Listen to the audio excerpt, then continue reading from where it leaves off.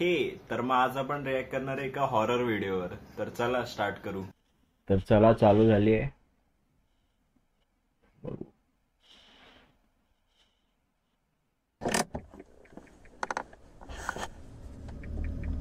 अरे हा शॉर्ट मस्त आहे. काय मेसेज का नाही जाते? रस्ता खाली खाली नेटवर्कच नाही, ब्लिंक होते ती लाईट. कॉल पण नाही लागत. तुझ्या चेक कर एकदा. नाही मेरा भी नाही चल रहा है.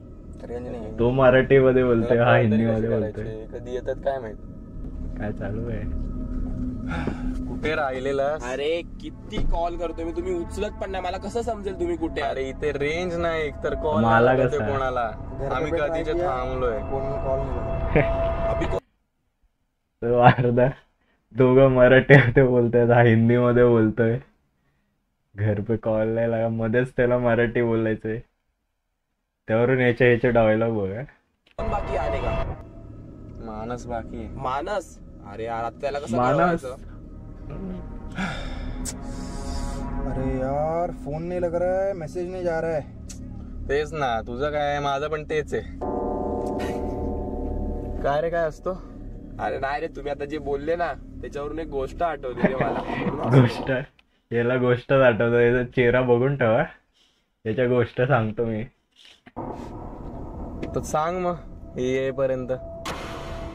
तर ही स्टोरी आहे कोकणातली 90s मध्ये, जेव्हा गावातली लोक मुंबईला जात होते. त्याच्यामध्ये एक समीर जाधव म्हणून मुलगा होता जो मुंबईमधून कोकणात आला. समीर जाधव. समीर ऐकल्यावर ते समीर चौगुलेच ऐकायला येते एकतर. त्याचं कारण असं होतं की त्याच्या वडील वारल्यामुळे काही कारणामुळे त्याला याचा चेहरा जरासा कमी ब्राईट आहे. एवढा भाग अजून ब्राईट पाहिजे होता, मग बरं झालं असतं. गावी यायला लागलं होतं. तर मुलगा खूप चांगला होता, व्यवस्थित एकदम, कुठलाही व्यसन नाही, काय नाही.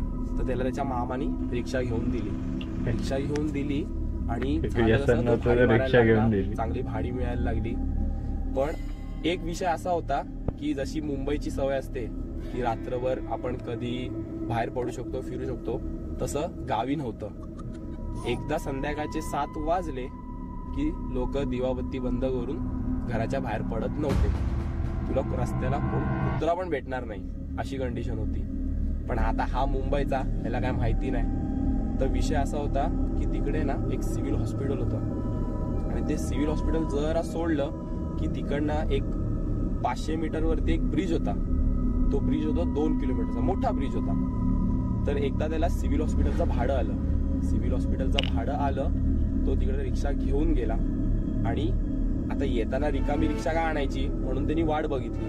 बोला रिक्षा भरूनच घेऊन जाईल, भाडं पण होऊन जाईल, पैसे पण येतील, सीएनजी पण वेस्ट नाही होणार, म्हणून तो तिथंच थांबला. याच्या कमेंट्स मध्ये होतं काय 1900 काहीतरी बोलला हा. तेव्हा तो अजून एक मित्र आहे, तो बोलतो तेव्हा काय सीएनजीच्या गाड्या होत्या काय. रिक्षावाले होते, तो बोला काय प्रॉब्लेम नाही. नंतर हळूहळू संध्याकाळ झाली, रात्र पडायची वेळ आली. ते रिक्षावाले चुपचाप रिक्षा स्टार्ट करून घरी निघायला सुरुवात केली. त्यातला एक रिक्षावाला बोलला की बाळा एक काम कर, नको थांबूस, बरोबर नाहीये, घरी जा. तो बोला ठीक आहे काका, थोडा वेळ थांबतो, मग जाईन. आता काळोख झाला, 8:30 वाजले. मग तो समजून गेला की आता आपल्याला काय भाडं मिळणार नाही, आपण निघूया. म्हणून त्याला रिक्षा स्टार्ट केली आणि तो चोख रिक्षा घेऊन पुढे निघाला. आता मी जसं बोललो की सिव्हिल सोडल्यानंतर काही अंतरावरती ब्रिज होता. ब्रिज लागायच्या आधी त्याला एका हवालदारनी हात दाखवला. हवालदार सोबत एक इन्स्पेक्टर होता. आता हवालदार बोलला हे थांबव रिक्षा, साहेबांना घरी जायचंय, थांबव रिक्षा, त्यांना बसव. तो बोला ठीक आहे, तसा पण मी रिकामाच चाललोय, कोण नाही माझ्यासोबत, त्यांना घेतो. म्हणून त्यांनी इन्स्पेक्टरला बसवलं. हवालदार निघून गेला आणि हा इन्स्पेक्टर सोबत त्या ब्रिजवरनं रिक्षा घेऊन निघाला. आता रिक्षा चालते आणि त्याला लांबूनच ब्रिजच्या मधोमध एक बाई दिसली. सुंदर बाई होती, मस्त साडी घालून, विराज. तर त्यांना तरी इन्स्पेक्टरला विचारलं की साहेब, बिचारी बाई एकटीच आहे, एक काम करूया का, हात दाखवते, आपण थांबूया का, हिला घेऊया का. इन्स्पेक्टर बोला ठीक आहे, तशी पण एकटी आहे, बरोबर नाही वाटत, काळोख पण झालाय भरपूर, आपण तिला घेऊया. रिक्षा थांबवली, बाई पाठीमागे बसली, इन्स्पेक्टर पुढे रिक्षावाल्याच्या बाजूला येऊन बसला. आता अर्धा ब्रिज क्रॉस झालेला. तर तो थोडा पुढे गेला, ब्रिज क्रॉस करणारच होता की रिक्षा थोडी अडकायला लागली. तर तुम्हाला माहिती आहे की रिक्षाची इथं बघा खाली कॉक असतोय, तर तो चोक साठी तो बोला आपण एक चोक देऊन बघूया काय प्रॉब्लेम आहे. म्हणून तो चोक त्याला मागे वळला. तर तो बोलला बाईला की बाई जरा पाय तुमचे बाजूला घ्या, मला ते कॉक फिरवायचं. तर त्याला बघितलं त्या बाईचे पाय उलटे होते. त्यानं कशी तरी हिंमत केली, चोक दिला, रिक्षा स्टार्ट केली आणि रिक्षा घेऊन निघाला.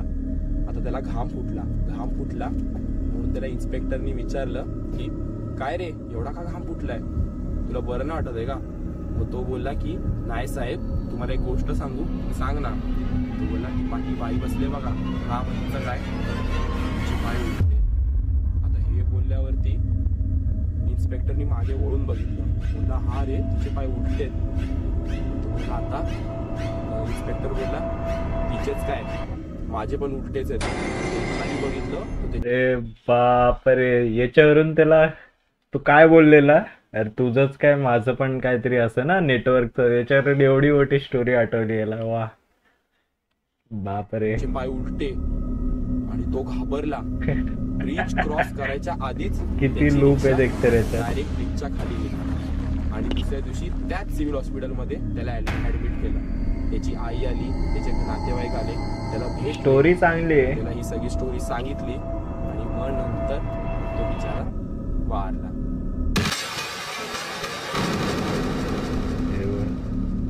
आणि हा बघ मानस आला, नशीब. हे भाई ये चल विवेक, गाडी स्टार्ट कर, निकलते. गाडी स्टार्ट कर. अरे बघ नेटवर्क पण आलं, एक नंबर. गाडी स्टार्ट केलं.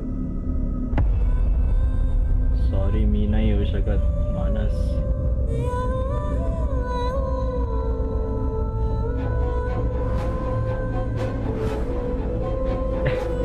एवढं डेड का रिएक्शन देतोय तो.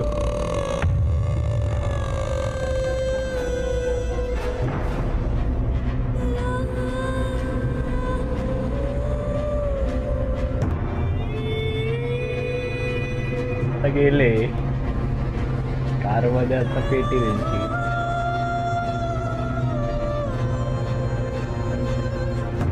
तर मला तरी आवडलं, म्हणजे सिनेमॅटिक शॉट वगैरे होते, पण म्हणजे ते स्टार्ट झालं ते म्हणजे स्टोरी, अचानक मला एक स्टोरी आठवते आणि मग बोलायला लागला तो.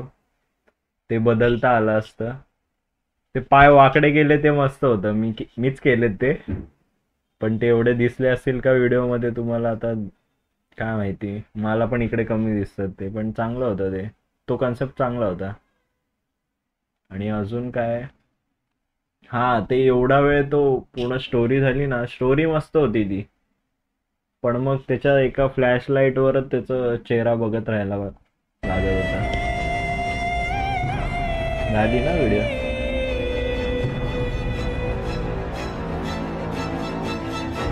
झाली.